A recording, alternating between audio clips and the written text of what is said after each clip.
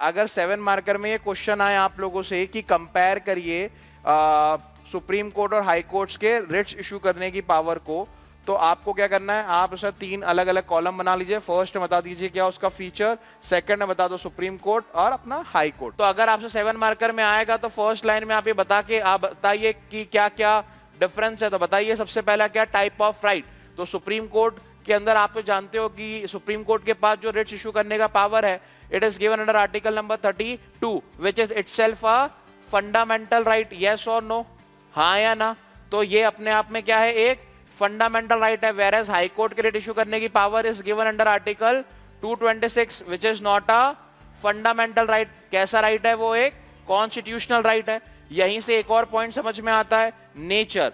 क्योंकि supreme Court के पास जो रिट इशू करने की पावर है, it is given under article number 32 which is itself a fundamental right which makes it mandatory for the Supreme Court, compulsory for the Supreme Court कि वो Ritz को issue करेगा ही करेगा। रिट इशू करने से कभी वो मना नहीं कर सकते। Is that clear? क्योंकि आर्टिकल नंबर 32 अपने आप में क्या है, एक फंडामेंटल राइट है, whereas article number 226 is not a fundamental right.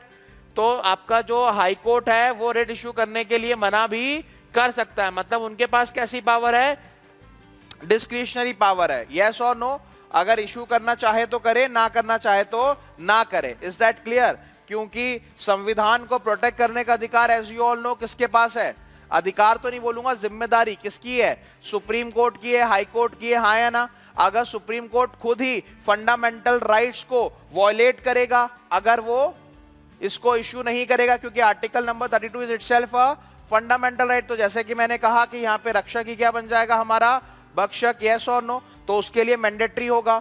अगर मैं जुरिडिक्शन की बात करूं तो यस, इसका jurisdiction extend to all over the nation. Supreme Court के रिट इशू करने की पावर वो इंडिया में कहीं भी, ऑल ओवर इंडिया कहीं भी, किसी भी स्पेसिफिक पार्ट के लिए रिट इशू करने की पावर रखता है। वेयर एज हाई कोर्ट का जो टेरिटोरियल जुरिडिक्शन होगा वो केवल रिट इशू करने की पावर वहीं तक रखेगा। यस और नो। इसके अलावा हमने नेक्स्ट देखा स्कोप। तो स्कोप की जब मैं बात करता हूं तो सुप्रीम कोर्ट रिट्स इशू करेगा कब, सिर्फ और सिर्फ जब फंडामेंटल राइट्स का वॉयलेशन होगा।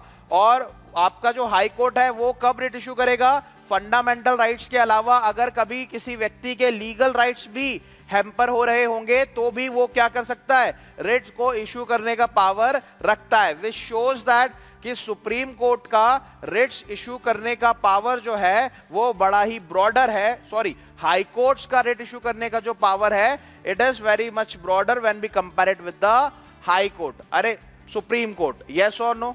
और अगर आप इसमें एक पॉइंट और ऐड करना चाहे तो आप एक और पॉइंट ऐड कर सकते हो, दैट इज सस्पेंशन। तो as you all know, according to article number 359, article 359 president को पावर देता है कि वो फंडामेंटल राइट्स को सस्पेंड कर सकते हैं।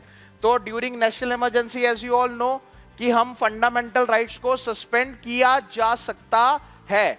मैंने ये नहीं कहा कि किया जाएगा ही। प्रेसिडेंट को जहां जहां उचित लगेगा, ठीक लगेगा, वो उन फंडामेंटल राइट्स को क्या कर सकता है, सस्पेंड कर सकता है। तो during a national emergency fundamental rights could be suspended, so as article number 32, हाँ या ना।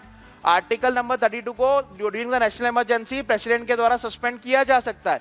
बट अगर मैं बात करूं हाई कोर्ट के रिट्स इशू करने की power which is under article 226, इसको ड्यूरिंग नेशनल इमरजेंसी भी सस्पेंड नहीं किया जा सकता। तो अंडर 5 हेडिंग्स आप 7 मार्कर में आंसर प्रिपेयर कर सकते हैं।